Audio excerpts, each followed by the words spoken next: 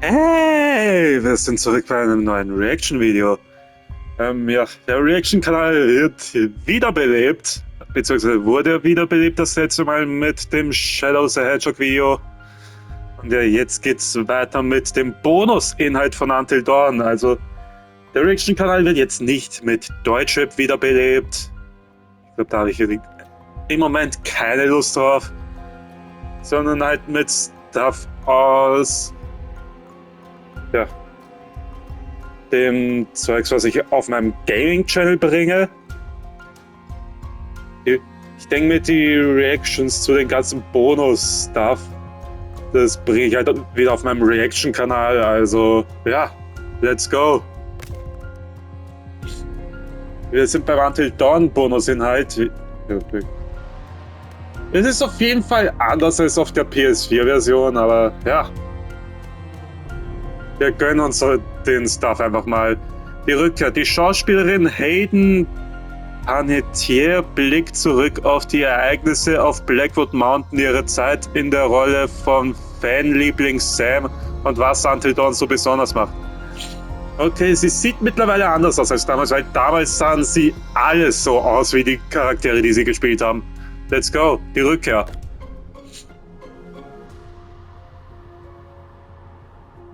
I'm Hayden Panettiere. I play the role of Sam. It's been a long time. 8 years.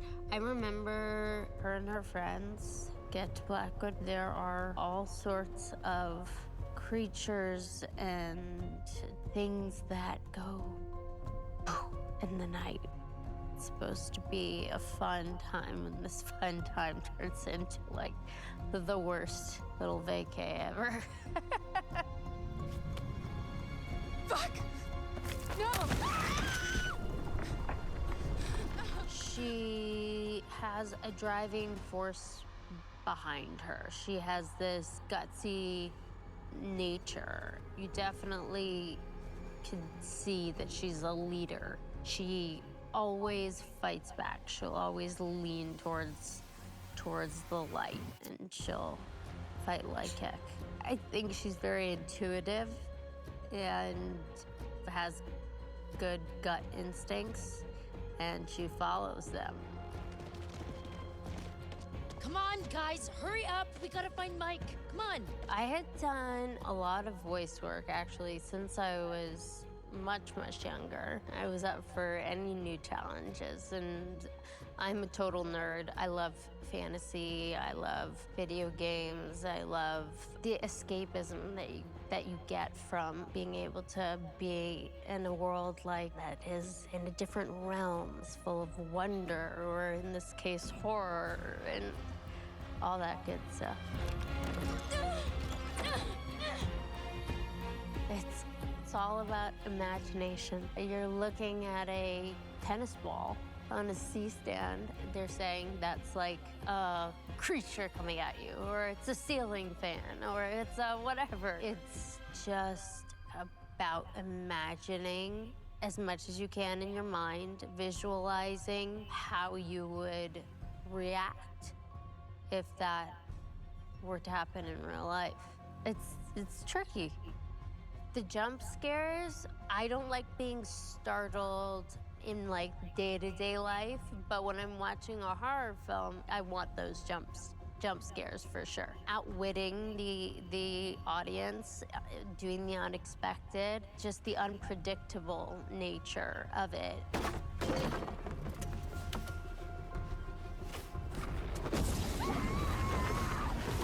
One of the things that just separates it from the rest, I think it's the interactive part of it. Allow the audience to make decisions, and based on those decisions, something entirely different would happen.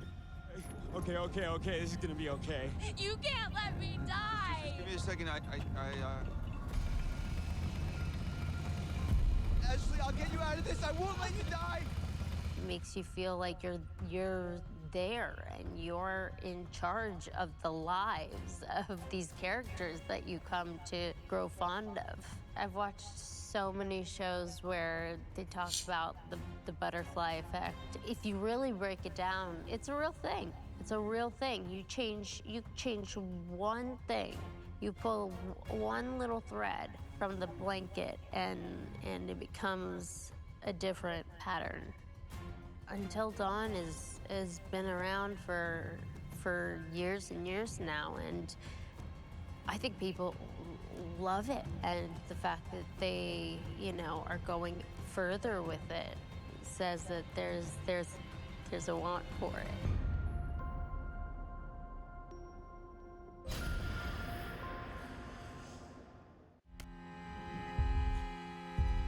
Ja.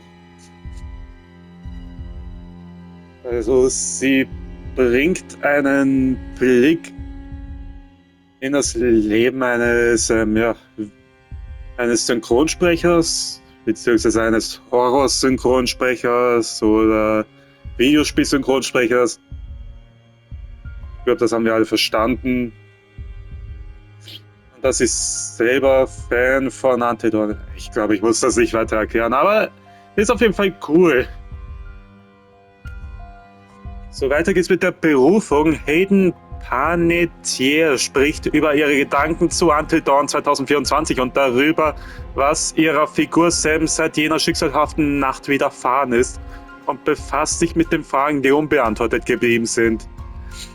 Ja, in Until Dawn 2024, wer das jetzt bei ich gesehen hat, es gibt ein neues Ende. Also wenn Sam am Leben bleibt. Nämlich einige Jahre später, wo sie mit ihrem Wecker aufwacht, überall liegen ihre Pillen und ja. Also ihr scheint es gar nicht gut zu gehen im Nachhinein, aber ich glaube, das wird jetzt beantwortet. Mal schauen. Aber jetzt go die Berufung.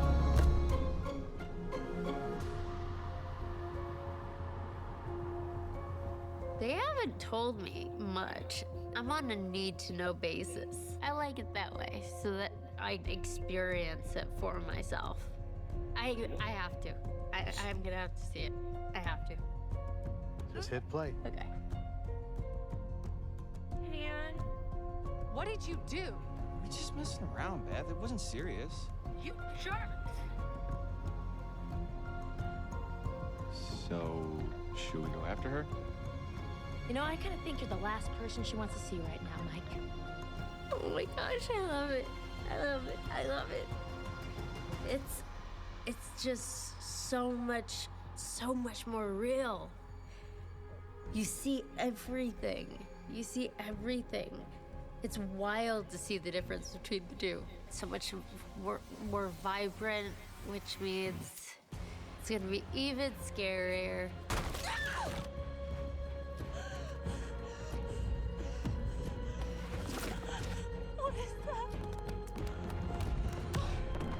Weiß nicht, wie schön das ist, wenn man selber die Quicktime-Events nicht machen muss. Definitely would draw parallels between myself and Sam. I feel like I try to bring parts of myself into every character, no matter what it is. It's not real if you're not bringing parts of yourself that are just innate. I think I would make the same decisions, some of the same decisions as Sam does. This is so fun. It was fun to come back. It was exciting to come back, exciting to revisit things. You have I think, a different understanding of the character. She has to deal with this trauma, the people that she's lost, the friends she's lost, and things like that don't go away. They stay with you. Das ist das neue Ende, das ich angesprochen habe. So she's made it through, but as we see, she's struggled, and she doesn't want to take out her inner struggles on her family. Sometimes she just gets frustrated with herself. Continuously you go back through it in your mind. What if I had done this differently? Would this person be alive? What if I had done that differently? Then I wouldn't be left here in hell on earth. The voice that calls her Sam. she obviously is linked to this place. You know, this scar shows up on her arm out of nowhere. You don't just find something like that on your arm and not go looking for the answer.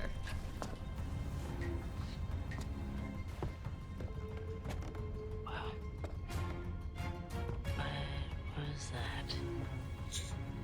I'm just so grateful to be asked to come back after all of these years, and that people love the game so much and my character so much that they would even have me back. So I just feel grateful.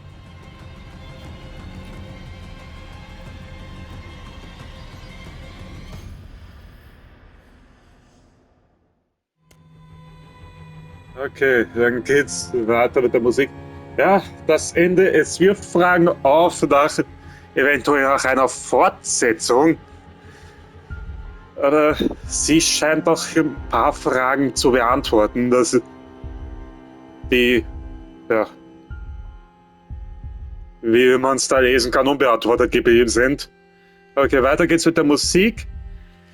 Der renommierte Horrorkomponist Mark Corbin und Joe Swaits vom PlayStation Studios sprechen über den neuen Soundtrack von Until Dawn und darüber, wie er speziell für das Jahr 2024 überarbeitet wurde. Also, ich muss dazu sagen, ich finde es schade, dass O'Death raus ist und ersetzt wurde. Aber man hat schon geile Musik mit rein komponiert, was ich ziemlich geil finde. Und ja, jetzt hören wir mehr davon. Die Musik. It was really exciting when we found out that we were going to be working on Until Dawn again, and it was a really exciting opportunity to revisit the music for the game. The original score by Jason Graves really brought the game to life, and we were keen to elevate and enhance on the foundations that he'd laid. When we first started this process, Mark's name came up as someone who was doing some really interesting stuff in the horror space. I tend to steer away from cliche all the time. I try to look for what's needed, but how can I twist that in a certain way to make it hopefully something that you haven't heard a million times before. He'd done some great work in films like The Lighthouse and The Witch. He found elements from those film worlds that really picked out interesting things from the narrative, and we were keen on doing something very similar in Until Dawn. One of the first things we started looking at when we started on this game was the main theme and how we wanted to update that for the title. You'll hear that from the very beginning, and it'll be introduced all throughout the game at key moments. I think the importance for us was having something that had a real hook to it, that was really identifiable, that you would hear it in any style and in any part of the game, and you would immediately pick up, oh, this is relating to the wider Until Dawn universe. Did you see this view? I mean, holy cow. Each environment, we really wanted to create its own musical character that would go with it. So for the mines, the sanatorium, the forest itself, and the lodge, we had 4 different suites that would sit within these worlds that would give each of them a character and their own kind of melodies and sound world, which you immediately knew when you were changing from environments, changing between different characters. It kind of sat you in that place very quickly. You understood where you were because of that musical world. I try to evoke the feeling of being in these places, like with the mines. It's metallic. It's the scraping of the wheels on the mine car tracks, and it's echoey, so there's more reverb. It's not so in your face. It's more sort of a haunted feeling. Than the lodge would be close. It's indoors in a nice warm cabin, so it's more in your face. I think one of the most iconic places in the game is the sanatorium. It's got a lot of history to the building, and we had a lot of fun introducing bits of music from that past and making it feel like there was history within the music that was kind of distant memories as you were exploring it. You guys go ahead. I'm just gonna wait here for a bit. See who else is coming. One of the things that we wanted to do in this reimagining of Until Dawn was look at character themes and seeing if there's more opportunities to bring in thematic material to represent each of the characters. And that might be a melody, but it also might be something more like an instrument that represents that character.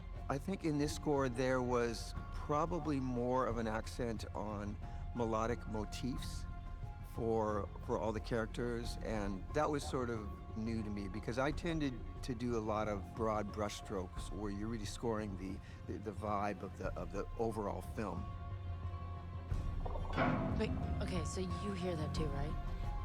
The score was mostly done in the box, so that's basically in my home studio, with not a lot of acoustic instruments performed within the recording of the score. When you're composing, in the box, as we say, there can be a certain thinness to the sound. It's sort of closed in like that. But as soon as you get more players involved, and recording in this beautiful studio, then the whole sound just sort of widens up and becomes larger than life. With a couple of the sessions we're doing here, we're kind of trying out some more experimental things, and our kind of goal here is to really find some interesting and unique sounds that can really characterize some of the places and sequences within the game. One of the cues even has all of the players blowing across their cellos and double basses, which creates this really eerie, windy sound. And yeah, a lot of those kind of creative effects really help create this kind of eerie, uncanny space, because you're taking the acoustic sound of the instruments, but then kind of manipulating it in a way that you're unfamiliar with, and kind of you get this uncanny valley feel to it.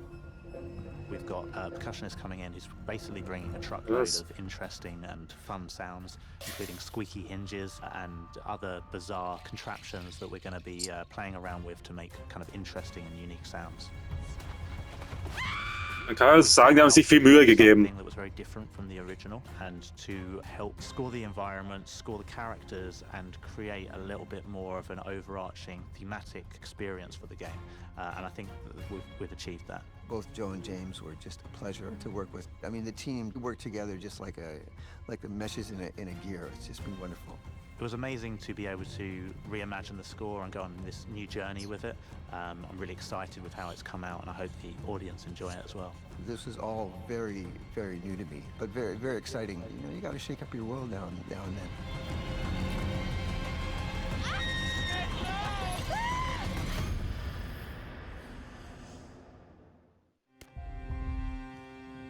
Kickers. Man sieht anhand der Musik, wie viel Arbeit in so einem Spiel steckt. Und das ist halt ein Spiel, das kannst du innerhalb von 6 bis 8 Stunden easy durchspielen. Und dass man da so viel Arbeit reinsteckt, geil. Jetzt die Instrumente. Erfahre mit Mark Corvin und Joel Thwaites mehr über einige der furchterregenden Instrumente und Monstermotive, die Until Dawn 2024 seinen charakteristischen Sound verleihen. Let's go. Die Instrumente.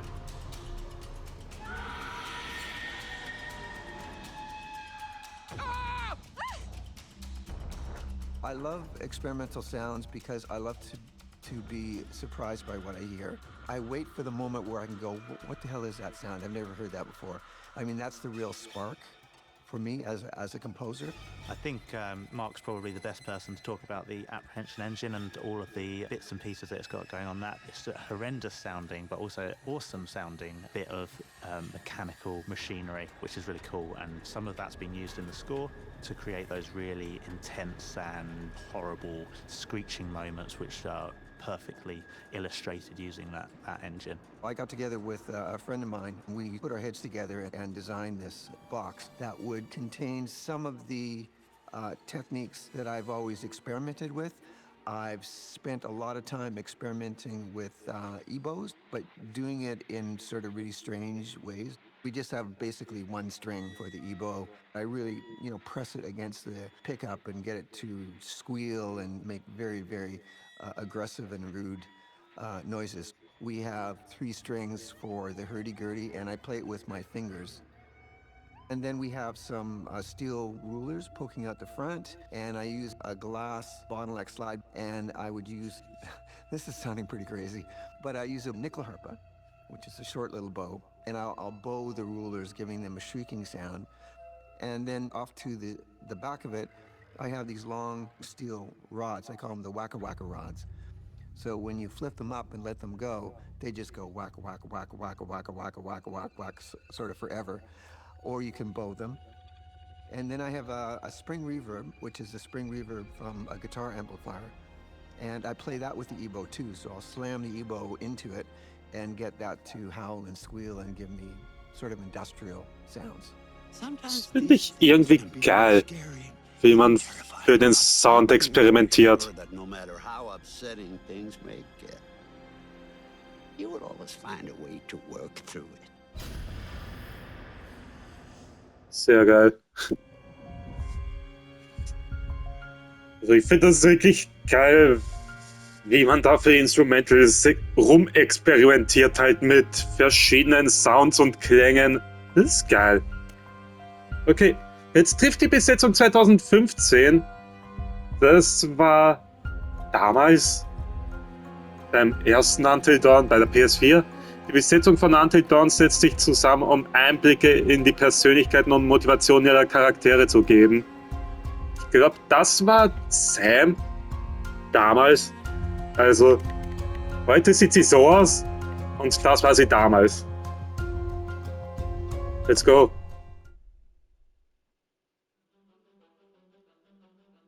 Meet the cast. I am Hayden Panettiere, and we are here at the studio recording Until Dawn. My name Yep. is Rami Malek, and I play Josh. Der sieht eins zu eins aus wie Josh. My name is Brett Dalton.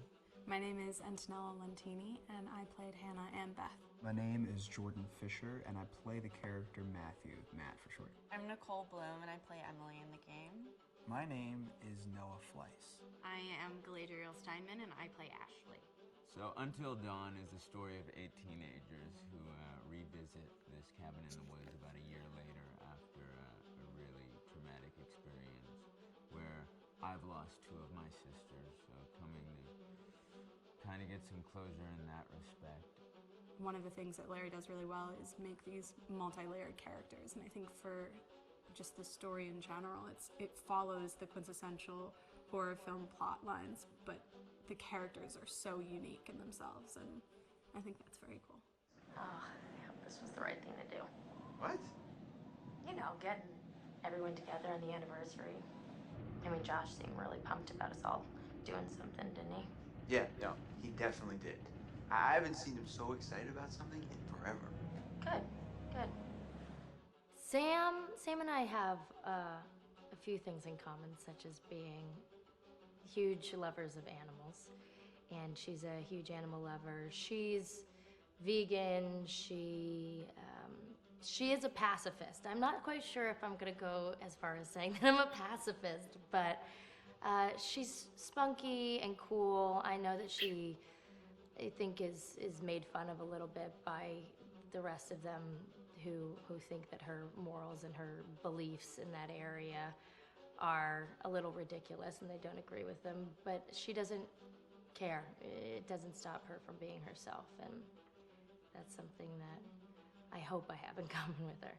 You know, he definitely can be depressed at some times and a bit of a loner, but he takes some solace in one of his sister's friends, Sam, played by Hayden Panettiere, and invites everybody back to the same house the next year to kind of find some closure.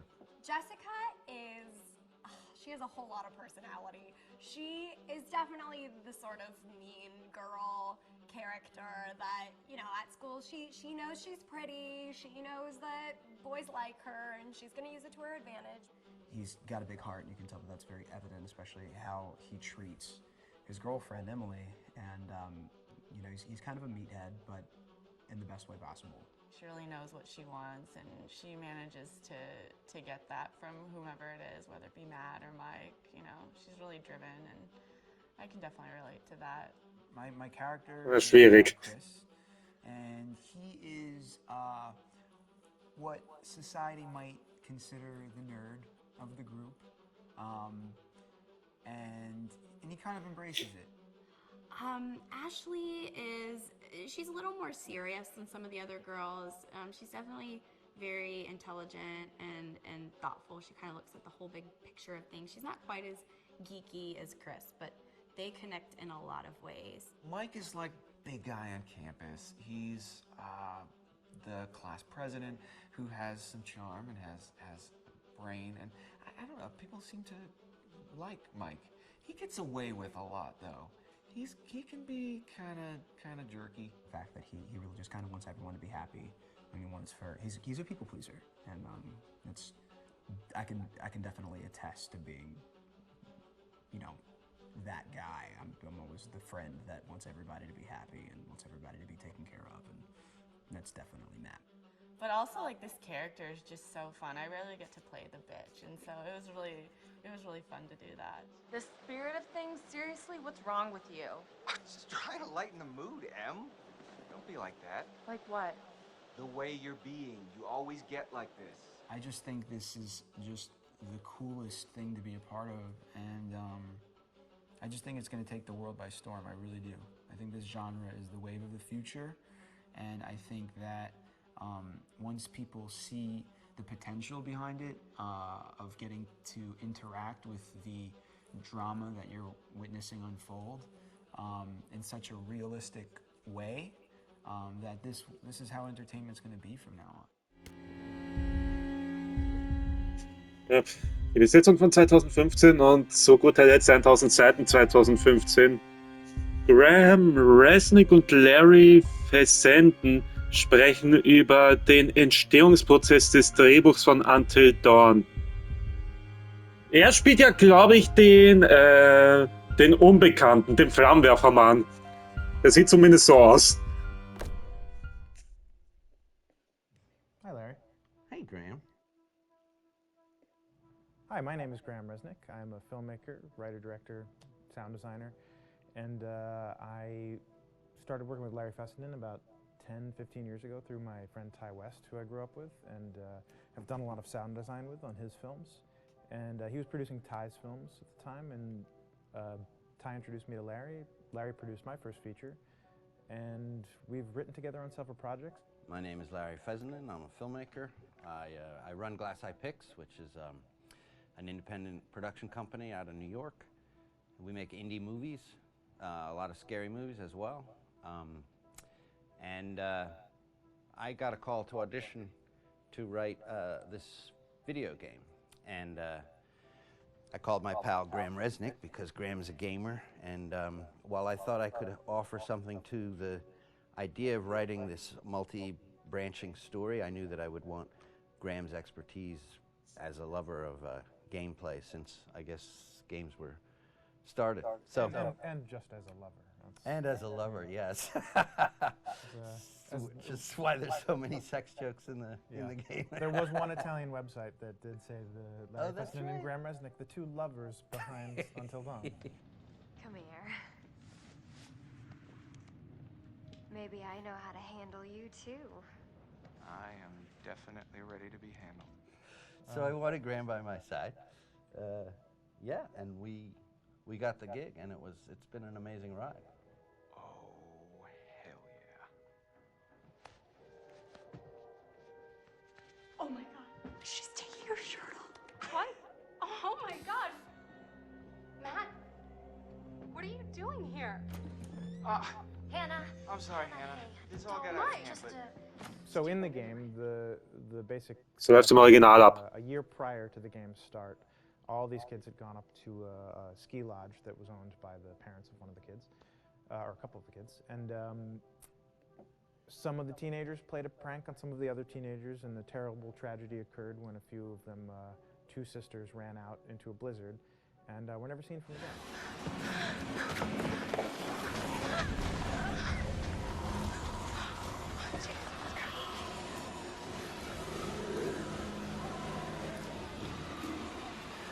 So now, a year later, this is kind of torn apart, this group of friends. They've gone through some trials and tribulations in the past year. The brother of the two girls has had a lot of psychological issues, and to kind of help him cope and help them all get over it, they all returned to the lodge a year later, back up on the mountain. And the idea is to get over it, but... the healing does not begin. Yeah, and these kids are all trying to find themselves. They've been through a trauma, but in general, they're just teenagers trying to figure out who they are. So they're all kind of falling into the patterns, the stereotypes, the characters they see on TV and in the movies. I think we were very interested in taking genre tropes and kind of making them sort of refresh them.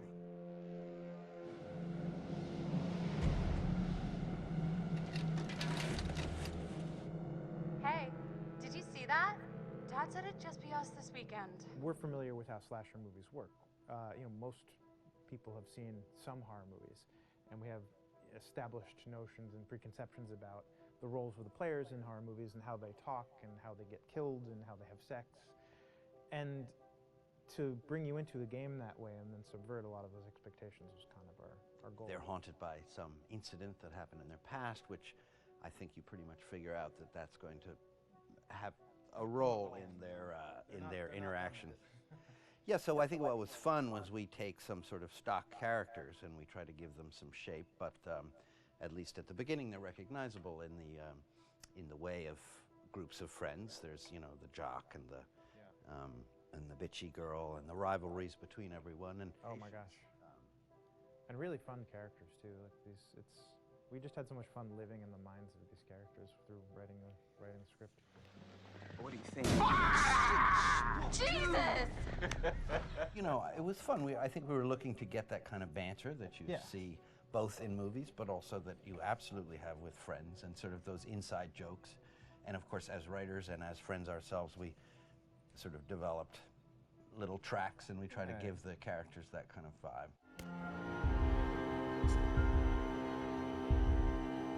Okay, ich muss an der Stelle sagen, Graham Resnick hat mir am Anfang zu schnell gesprochen, ich bin nicht ganz mitgekommen, aber